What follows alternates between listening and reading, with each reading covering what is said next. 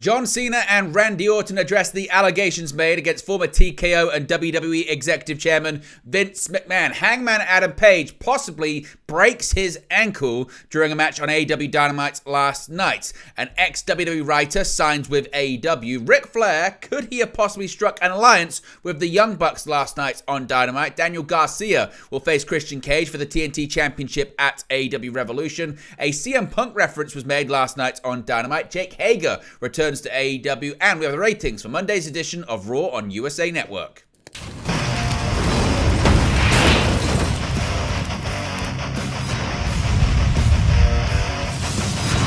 Hey guys, welcome back to Wrestling News 365. Hope everyone is doing very well. As always, there are plenty of news stories to get into in the world of professional wrestling. Let's start off talking about John Cena and his comments regarding former TKO Executive Chairman Vince McMahon. Now, of course, 16-time WWE World Heavyweight Champion John Cena has commented on the recent allegations and lawsuits involving Vince McMahon and WWE. On January 25, a lawsuit was filed hitting Vince McMahon with allegations of sexual trafficking, abuse, and more. Also named as defendants in the lawsuit were former Executive Vice President of Talent Relations John Laurinaitis and WWE.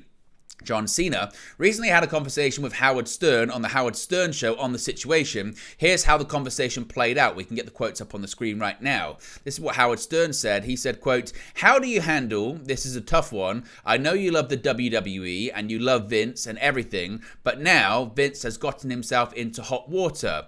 What the F, like, I have a couple of friends who have gotten into hot water, let's call it, and it's so goddamn confusing because you love the guy and at the same time also you don't love what he's being accused of, obviously. What do? How do you handle those situations? I don't know how to handle them." Now, John Cena responded by saying, quote, "Well, so how do you handle yours?"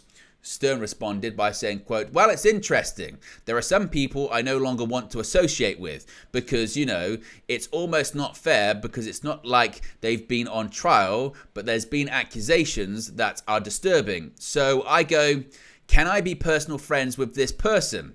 And some people can because there's lines in my mind where things are drawn. But some people I can't because it's too big a mountain to climb. In other words, if any of this is true, I can't know you. I loved you. I love what you did for me. I love our friendship. But now that I think this about you, there's no turning back. I have to do what I morally think is right. And unfortunately, it's not to associate. But this is a guy who's been so good to you and so great in your career. I imagined it's a mind F. And then when you get asked about it, it's like it's too complicated to even talk about." Cena responded by saying, quote, "I don't think it's complicated to talk about. I think it's complicated to listen to.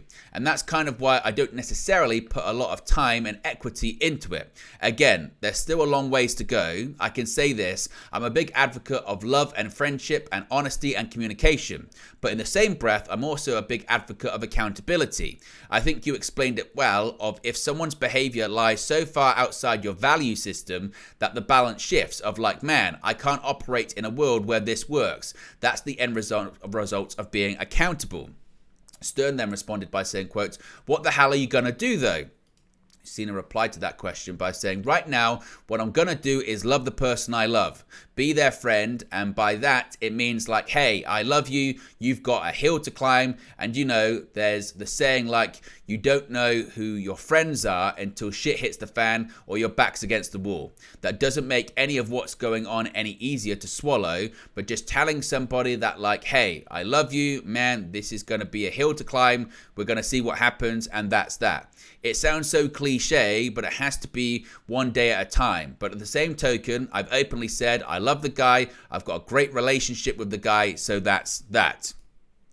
Howard Stern then responded by saying, quote, "I don't think that's cliche at all. That's kind of been my approach. One thing I do and say this to my wife all the time, I'm going to pick up the phone and call the guy. I don't want to sit there and hide, and I don't want to be the kind of friend who then says, well, I'm never going to address this again." Cena then said, quote, "Yeah, I think my construct of trying to operate with honesty and communication, I think those are strong leads to handling any problem or any achievement. But the whole thing is super unfortunate. That's really the thing that sucks, because not only does it deal with an individual I love, it deals with an entity that I love. And it's one that I speak highly of. I want everyone to have the experience I had. If you're an employee at Disneyland, you want everyone to go to Disney and say that it's the greatest place on earth. And when someone doesn't, or when you find out that there may or may not have been things going on there that, you know, this place I was speaking so great about, while in some aspects needed a lot of work, that's more than I just know how to feel about this person. Now I shift to, okay, am I doing all I can do to make it better? From the advice of like, work as hard as you can, promote as hard as you can. Is there anything I can do? So not only do I tell my friend I love them, I also switch to the entity and say, how can I help? So that was John Cena's comments on the matter, but we also got some comments from my current WWE superstar who's actively performing now, and that's Randy Orton. He also spoke about these allegations against Vince McMahon. Now, 14-time WWE World Heavyweight Champion Randy Orton has commented on the recent allegations and lawsuits involving Vince McMahon and WWE. In an interview with the New York Post, here's what Randy Orton had to say on the matter. He said, quote, "I've seen the horrible things online that I don't want to believe because this man has done so many things for me. If it wasn't for him, I wouldn't have been given second and third chances in WWE. I wouldn't be in the position that I'm in now if it wasn't for that man." He then continued by saying, "So part of me wants to not believe it, and then the other part of me understands that he could have done all these wonderful things for me and the business and created this amazing thing that will go on and on well after he's gone. But the other hand, he's a human and he made some effing terrible mistakes." He then said, "There's three sides to every story. Their side, the other side, and then the truth.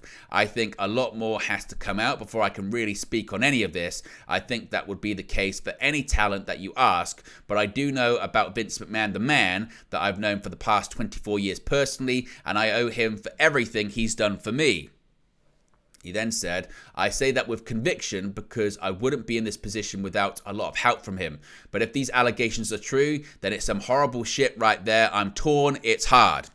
Now, he did another interview with Sports Illustrated, and he said, quote, "I've got to say this, I wouldn't be where I am without Vince McMahon taking a chance on me a handful of times. I would not be where I am today without Vince McMahon. But I'm reading this shit, what you've seen and read, I've seen and read. As far as commenting on that, it effing hurts my heart. It hurts my heart."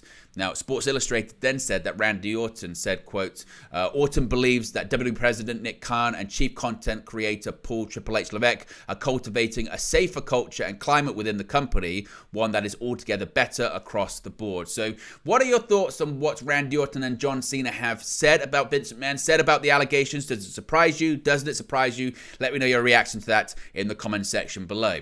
Now, we may have some bad injury news when it comes to AEW, particularly when it comes to one of the current challengers for the AEW World Heavyweight Championship. That's Hangman Adam Page. Now, Hangman is one of the hardest hitters in AEW and has seen his fair share of injuries in the course of his career. Many believe he suffered an injury on Dynamite this week, and now we have an update on his health following the event.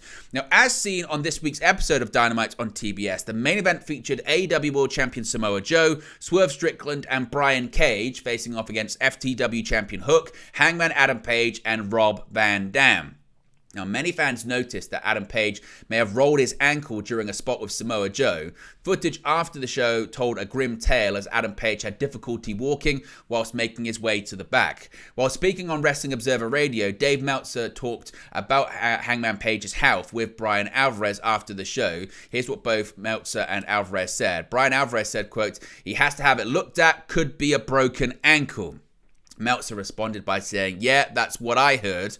And then Brian Alvarez said, quote, "It does appear to be a serious ankle injury. Sometimes we have people getting injured and we don't know anything about it. They don't say anything, but this guy is fighting for the world title in a little over a week. So if he's got a broken ankle, I think we're going to hear about it real quick." So there has been some speculation that possibly Hangman could have a broken ankle. Of course, we get any more details on the health of Hangman Page, we'll let you know in a future video.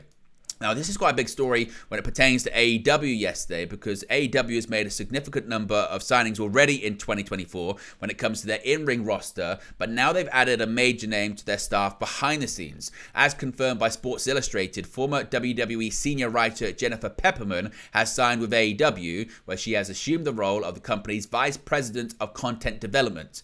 Pepperman will work beside Tony Khan, where she will focus on producing content for live programming. Pepperman recently left her position as a senior writer and producer for WWE after nearly 7 years with the company. Dave Meltzer wrote in a recent edition of Wrestling Observer newsletter that Pepperman's main focus was the SmackDown's women's division and that it was her decision to leave the company. It's also been well documented that Pepperman has a very strong relationship with former WWE superstar Sasha Banks, better known today as Mercedes Moné, who is heavily rumored to be joining All Elite Wrestling in March at the Big Business television special the company is running on March 13 in Moné's hometown of Boston, Massachusetts.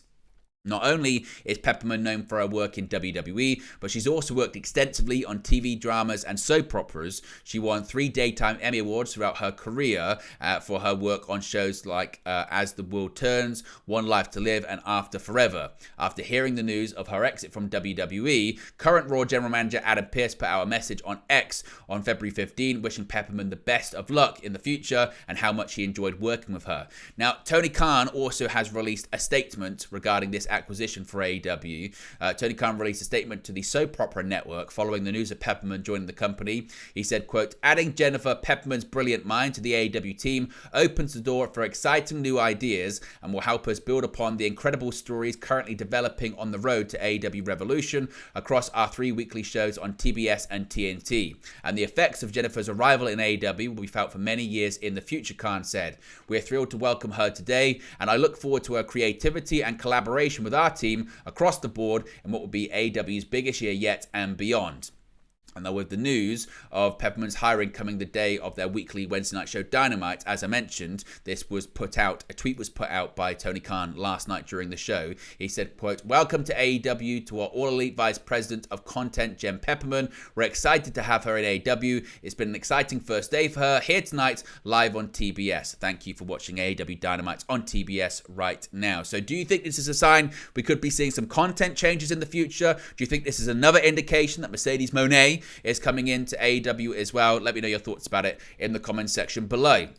Now, last night on AEW Dynamite, we saw maybe the formation of a bit of an alliance between the Nature Boy and the Executive Vice Presidents of AEW, that being the Young Bucks. Now, when WWE Hall of Famer Sting announced his retirement would be occurring on March 3rd in Greensboro, North Carolina, at the historic Greensboro Coliseum, his longtime friend and rival Ric Flair said he would be there along for the ride, even helping Sting in a match at the end of 2023. But it now appears Flair's allegiance has shifted.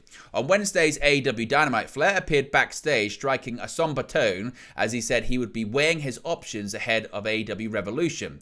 Flair was then shown knocking on the door of Matthew and Nicholas Jackson's locker room door, seemingly aligning with Sting's Revolution opponents. There has been no update on what Flair and the Bucks discussed. Flair had initially been brought into AEW not only as the official energy drink salesman of the company, but also as a gift for Sting, who requested the controversial wrestler to be part of his retirement. Sting and Darby Allin are set to defend their AEW World Tag Team Championships against the Jacksons in a Tornado Tag Team match. The Bucks made the match personal after Sting and Darby won the titles by attacking Sting's grown son. So where do you think this one's going? Flair is the dirtiest player in the game, so could there be a double cross? Let me know your predictions and takes around that one. Now, speaking of Revolution, we've got several more matches announced for the show. Now, despite the fact that last week's #1 contendership match between the Rated R superstar Adam Copeland and Daniel Garcia ended in a no contest thanks to interference from Christian Cage, Killswitch, and Nick and Shayna Wayne, Garcia will indeed go on to challenge Cage at AEW Revolution, as announced last night on Dynamite. Garcia, as the #1 contender, was announced by Tony Schiavone during an in-ring interview in which, once he got the mic, Garcia made sure to mention Copeland by name and promised they'd meet again, saying, quote, "It's not over between you and I because I'm going to see you again, but you better believe the next time you see me, I will be holding the TNT title." With that, Cage and his crew hit the stage, first proclaiming that Copeland will never have another opportunity at the TNT title again, and then getting to the business at hand, Daniel Garcia. Cage called the non-result from last week just an unfortunate byproduct of being in the ring with Copeland, but acknowledged the opportunity he seems to have fallen into, facing Cage at Revolution for the TNT Championship. Naturally, Cage worked his way into Garcia's past, first confirming the address of his mother and her name, and then outing yet another AEW adversary with a dead father, because actually this location he pointed out is a graveyard as well. Cage then claimed that it would be a beautiful ending to Revolution if Garcia could raise the TNT title and dedicate it to his late father, before calling Garcia's dad a loser, alcoholic, and proclaiming, "I want to be your father." Now, when it comes to other matches, some other matches have been announced for AEW Revolution as well. After opening the show with a violent match that ended up going to a time limit draw, there was no stopping the Blackpool Combat Club from continuing the brawl with FTR. With plenty of security, referees, and backstage personnel trying, they managed to fail repeatedly as Jon Moxley and Claudio Castagnoli continued to brawl with Dax Harwood and Cash Wheeler. In the end, FTR challenged the BCC to a match at AEW Revolution, and they accepted. So that match has been made official for Revolution as well. Now, we got a CM Punk reference last night on AEW Dynamite with someone that does have history with the current WWE superstar. In a relatively lengthy in-ring promo segment, Wardlow laid out his case as to why he was an erroneously overlooked AEW star. Noting that he was one of the true homegrown AEW stars, he made reference to several past opponents without naming them. One of those was clearly CM Punk, as he noted that he had beaten the best in the world so badly during this match that his body was still suffering after the effects of the beating. He said, quote, "Let's look at some of the people who have held the AEW World Championship. The best in the world. The real heavyweight champion. I beat his ass like nobody has his entire career. His body's still falling apart from me." Of course, Punk is out of action at the moment after sustaining a torn triceps injury in the men's Royal Rumble match last month. We saw Jake Hager return to AEW television last night. After winning a match against Mike Bennett on last night's edition of Dynamite in Tulsa, Orange Cassidy suffered an attack, with the Undisputed Kingdom running out to assault Cassidy ahead of his future title defense against Roderick Strong. Cassidy was saved by an unexpected face. Jake Hager made a return in his home state, running out to make the save for Orange Cassidy and scared off the Undisputed Kingdom. It was then announced that Hager will face Roderick Strong on AEW Rampage this week, which was also taped in Tulsa, Oklahoma last night. So maybe, seemingly, Jake Hager may have turned babyface. Finally, we have the ratings for Monday's edition of Raw on USA Network. Now, this week's episode of Raw brought the coveted 18 to 49 demographic out despite fierce competition from the Daytona 500 on Fox. According to WrestleNomics, Raw was viewed by 1.870 million viewers, which is a 7% increase from last week, while the program scored a 0.63 in the 18 to 49 demographic, which is a significant rise, actually, when it comes to the 18 to 49, the highest since November 2023. So certainly good numbers for Monday Night Raw there. Now, not only that, but Raw was the second highest viewed program in the 18 to 49, only coming second to the Daytona 500. The highest rated segment of the night was the opening contest between Drew McIntyre and Cody Rhodes. We can actually get this up on the screen right now. These quarter-hour ratings come courtesy, once again, of WrestleNomics. Shout out to them and be sure to subscribe to their Patreon. As I mentioned, the highest rated segment of the night was the opening contest between 2024 Men's Royal Rumble winner Cody Rhodes and Drew McIntyre, which peaked for both demographics early in the show. The lowest rated segment in both demographics was the middle of the main event between Jey Uso and Intercontinental Champion Gunther, with the crowd bouncing back from the bottom ever so slightly, which saw Jay's brother Jimmy cost him the Intercontinental Championship. The news comes after last Friday's episode of SmackDown dropped in the overall ratings ever so slightly and maintained its 18 to 49 rating from the week prior as well. But there you go, guys. That's the latest pro wrestling news for you. Be sure to smash a like on the like button. Be sure to subscribe, bottom right-hand corner. As always, let me know your thoughts in the comment section below, and I'll speak to you again very, very soon. Hey guys, thank you for watching, listening, streaming, or however you come across this video today. Be sure to click on the video on the right there to watch our next video, or click the bottom there to subscribe, or the bottom right-hand corner. Thank you very much, and I'll speak to you again very soon.